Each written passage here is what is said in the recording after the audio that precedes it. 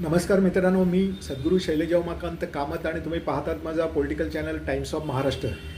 मित्रांनो, आज शिवजयंती आहे आणि त्यासाठी म्हटलं आज चरित्राच्या काही अंगाबाबत तुमच्याशी चर्चा करू.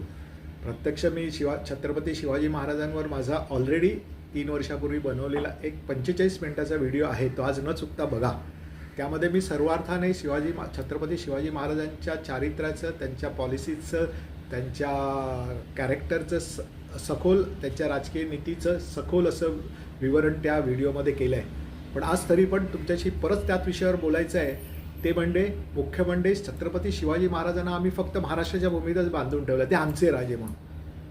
मला तसं नाही, मी तसं मानत नाही. छत्रपती शिवाजी महाराज हे अखिल भारतीय लेवलवरचेच नेते होते आणि ते समस्त म्हणजे हिंदू धर्मीयांचं म्हणा की सनातन धर्मीयांचे ते नेते होते. आम्ही त्यांना महाराष्ट्रामध्ये बांधून ठेवलं.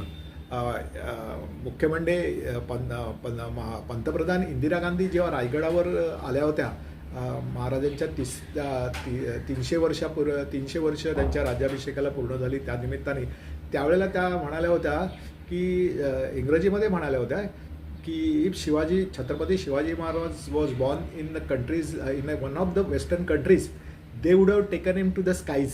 याचा मराठीमध्ये अर्थ की छत्रपती शिवाजी महाराज हे जर परदेशातल्या वेस्टर्न कंट्रीज, पश्चिमेकडच्या देशामध्ये जर जन्माला आले असते तर तिकडच्या लोकांनी त्यांना आकाशाभर त्यांची व्याप्ती करून दिली असती. आपण त्यांना महाराष्ट्रामध्ये बांधून ठेवलं आहे. त्याच पॉईंटवर सांगितलं आहे.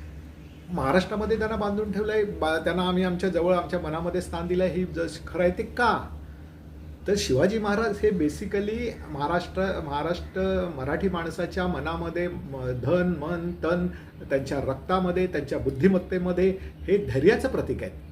छत्रपती शिवाजी महाराज हे नियोजनाचे प्रतीक आहेत. समयसूचकता, त्यांचं लढाऊ बाणा, दूरदृष्टी, चारित्र्य यांचे ते प्रतीक आहेत. सामान्यातल्या सामान्य माणसाला म्हणजे गरिबीच्या रांगेतल्या शेवटच्या माणसासाठीच त्यांनी राज्य केलं, त्यांच्यासाठी नियोजन केलं, त्यांच्यासाठी राज्य चालवलं. त्यांनी स्वतःला कधीही मी राजा आहे असं मानलं नाही.